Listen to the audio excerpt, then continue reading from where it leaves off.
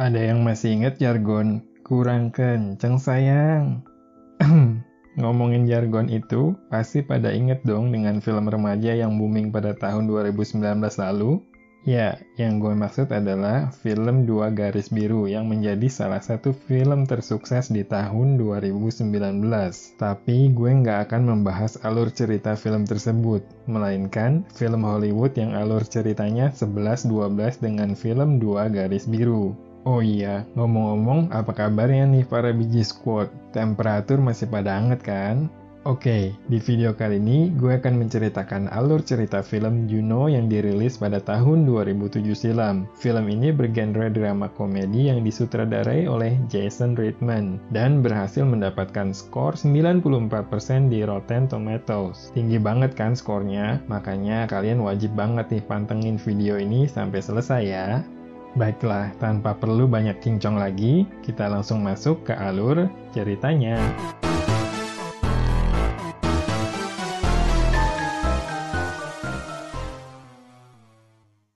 Cerita ini dimulai dengan adegan di mana Juno sedang menatap kursi pesakitan. Kursi yang dia pakai untuk melakukan mantap-mantap dengan teman sekelasnya. Ia tidak pernah menyangka kalau mantap-mantap di atas sofa tua bisa bikin dia hamil di usia muda.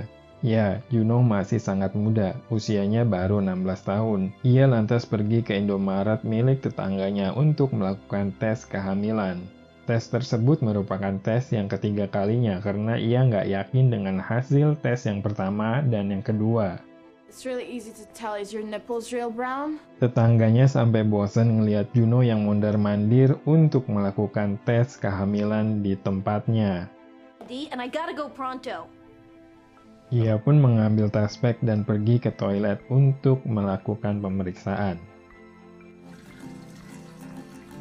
Juno kecewa berat karena hasil tesnya tetap sama. Dia memang positif hamil. Dia pun pulang ke rumah dengan seutas tali, mencoba untuk bunuh diri di depan rumahnya. Tetapi, akhirnya ia mengurungkan niatnya tersebut. Dia menelpon sahabat dekatnya, Lia. Dia lantas menceritakan kondisinya yang lagi hamil muda. Lia sendiri bingung harus bagaimana. Dia menyarankan untuk menggugurkan kandungannya. Namun Juno berencana untuk ngasih tahu Blicker soal kehamilannya sebelum mengambil keputusan. Ia lantas meminta bantuan Lia untuk membawa sofa tempat mereka mantap-mantap ke depan rumahnya Blicker. Paginya, Blicker tengah bersiap untuk melakukan latihan lari pagi. Ya, dia adalah seorang atlet lari di sekolahnya. Saat membuka pintu rumah, ia terkejut karena Juno ada di depan rumahnya. Juno duduk di atas sofa tua lengkap dengan karpetnya. Maksudnya adalah untuk mengingatkan kembali momen di saat mereka melakukan mantap-mantap untuk pertama kalinya. Wicked Tiger. Tanpa banyak basa-basi, Juno bilang bahwa dia sedang hamil. I'm pregnant. Blicker cuma nanya, terus kita harus bagaimana? Dengan ekspresi datar. What should we do? Juno lantas mengutarakan niatnya untuk melakukan aborsi. I was thinking I'd just nip it in the bud. Sayang, Blicker malah setuju dengan pendapat tersebut. Juno terlihat agak kecewa. Ia sebenarnya berharap bahwa Blicker bakal mencegahnya. Ia pun pergi meninggalkan Blicker sambil bilang bahwa dia setengah menyesal udah ngajakin Blicker buat mantap-mantap malam itu. Sesampainya di rumah, Juno menelpon klinik aborsi untuk membuat janji dengan dokter di sana.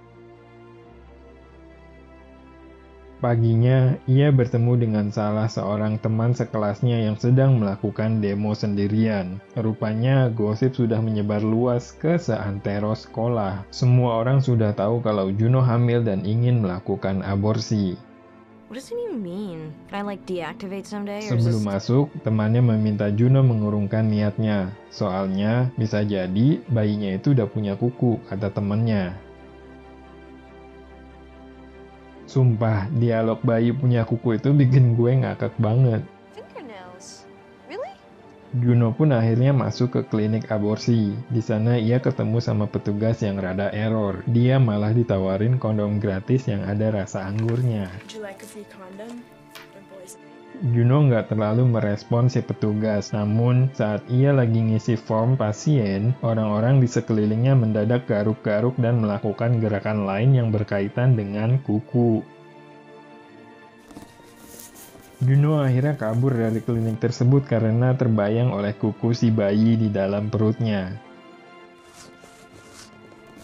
Temannya yang di luar senang banget karena Juno nggak jadi aborsi.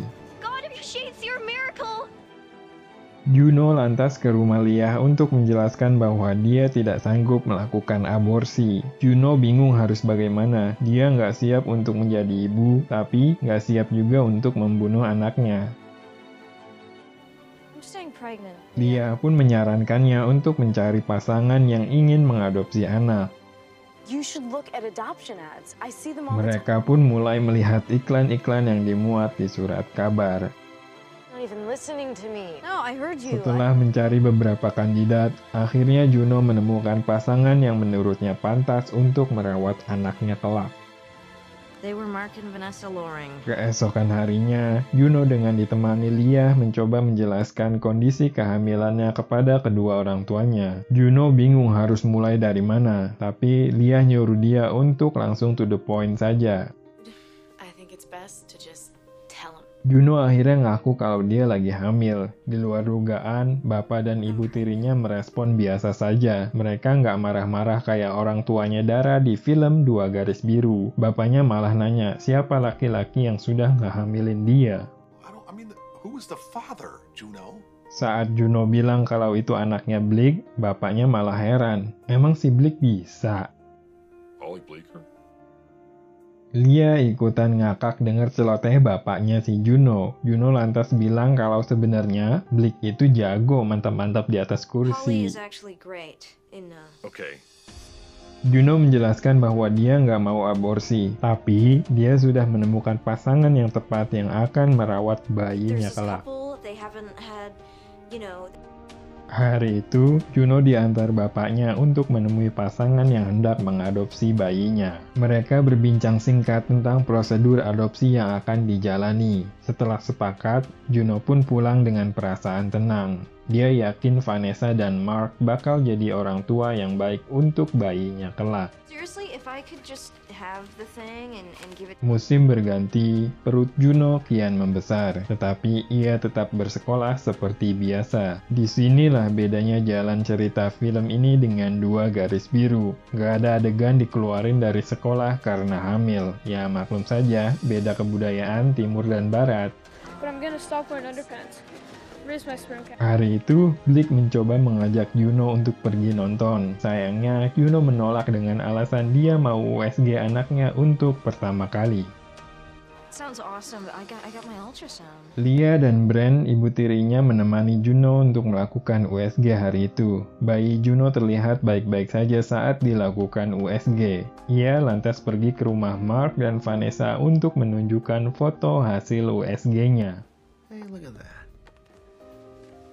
Malamnya, ia ke rumah Blicker untuk berbincang-bincang. Mereka terlihat agak canggung, terutama ketika membahas kejadian di atas sofa tua hari itu.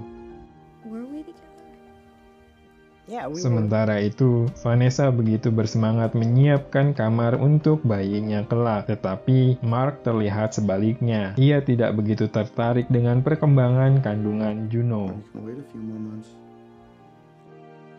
Musim kembali berganti. Leah dan Juno terlihat sedang berbincang santai di kafe. Mereka sedang membicarakan tentang prom night. Leah bilang bahwa Blake mengajak cewek lain untuk ke pesta dansa. Mendengar itu, Juno sangat cemburu. Ia lantas ngelabrak Blake dan menumpahkan segala kekesalannya karena hamil sendirian. Ya iyalah, masa laki-lakinya ikutan hamil? Makanya jangan mantap-mantap sebelum nikah. Juno memutuskan untuk mengunjungi Mark untuk mencari pelampiasan.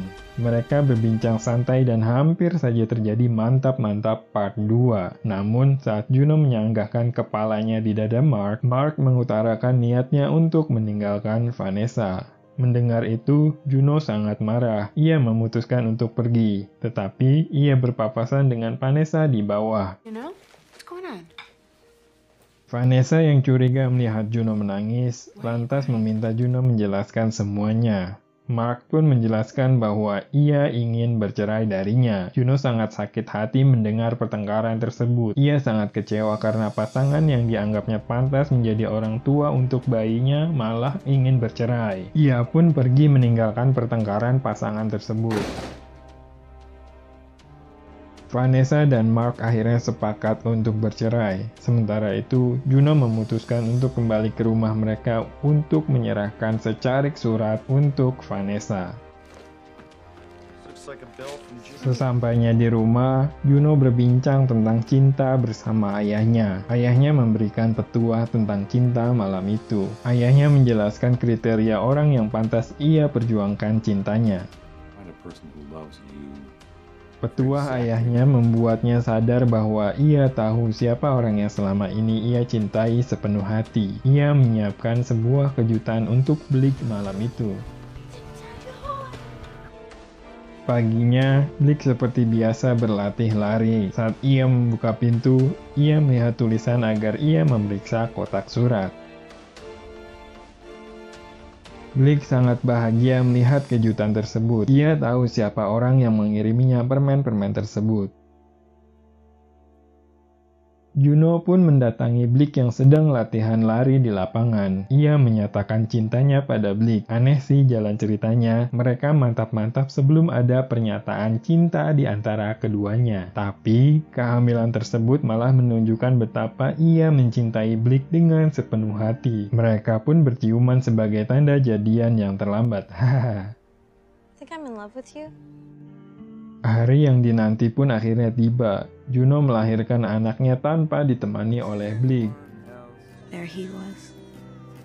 Juno sengaja nggak ngasih kabar ke Blake karena dia lagi ada lomba lari. Tetapi, Blake menyadari ketidakhadiran Juno di lapangan. Ia lantas mendatangi rumah sakit untuk melihat kondisi Juno. Anehnya, adegan mereka berdua di atas kasur rumah sakit itu agak mirip sama adegan yang ada di film Dua Garis Biru, meskipun nggak sama persis, cuma mirip loh. Vanessa memutuskan tetap mengadopsi bayi tersebut meski ia telah bercerai dari Mark. Sementara itu, Juno dan Blake memutuskan untuk tidak melihat bayi mereka sama sekali. Mereka hanya bisa menangisi keadaan tersebut. Vanessa pun terlihat hidup bahagia dengan bayinya. Sementara Juno dan Blake sudah sah menjadi pacar, dan film ini pun ditutup dengan adegan di mana Juno dan Blake bernyanyi bersama, lalu ciuman dah. Gimana menurut kalian jalan ceritanya? Sesedih Dua Garis Biru atau malah kocak abis nih? Apapun itu, jangan ditiru ya adegan mantap-mantap sebelum nikahnya, soalnya lebih banyak sialnya daripada enaknya.